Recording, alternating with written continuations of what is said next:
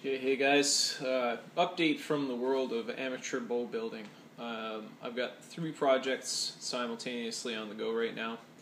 I'm attempting to make a flat bow that I've pretty much got done. I'm just verathanating it now. I'm going to get an arrow rest on it and start shooting my first arrows probably today, and I'll give you a video on that. Also, I'm building a Black Mamba 2. My first one broke after everything was done. I was shooting it, was drawing at about 65 pounds, and that proved a little bit too much torque for the materials. So I'm making a second one, and hopefully that turns out well.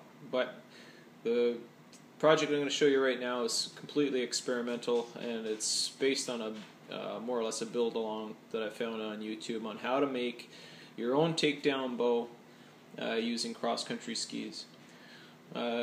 So first thing you need to do is get yourself a set of cross-country skis. I had a set donated to me from my uncle, which I cut down to from tip using a string. I measured from tip to tail 22 inches, which may be a little bit short. We'll see. It's all an experiment. So tip to tail 22 inches. Which is about 56 centimeters, and what I found on YouTube, some people recommend 600 centimeters, which is a couple of inches longer than what I have. So we'll see how it works out. Also, what you want to do is select your materials that you're going to make the riser out of. Now you'll go along, you'll see build along projects that use a single piece, 2x4 works, or whatever. I've selected some lumber, which was I just picked up at a Home Depot or a Kent Building Supplies here in Atlantic, Canada. And I selected 2 4-foot long lengths of red oak and maple. And I've used a section here that's about 17 inches long of each of those 4 pieces. And I tried to pick some that had some interesting grain patterns and so on, so that as we shape our riser out of this block, we'll get some nice grain looks going throughout the riser. Then you also want to settle on what your riser design is going to look like, and if you do a Google search or a YouTube search, you'll find all kinds of different and awesome looking risers that people have built. I picked one that was fairly straightforward, and then you need to go and make a scale drawing of it on paper. Now I used graph paper, and it helped really well. So basically I started with this side. I drew it out on graph paper so all the lines were nice and measured my angles and so on. My offset here, my angle for the limb, is set at 15 degrees.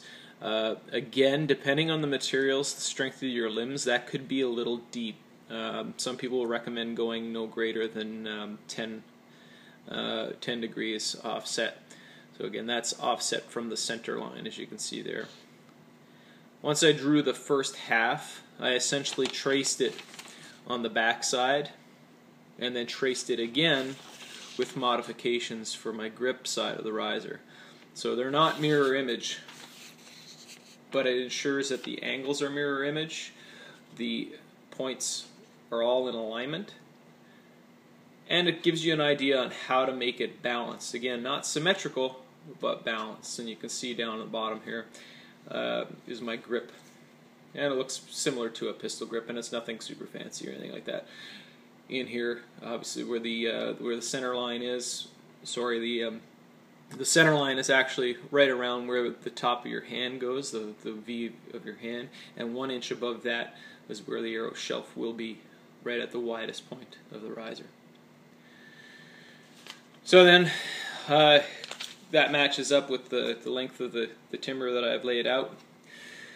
And my next step will be to glue up these 4 pieces, and I'm just going to be using a all-purpose wood glue called Gorilla Glue. It's a multi-material glue, and I'll clamp it together for 24 hours, let it dry, sand off the excess glue and all that stuff, clean it up.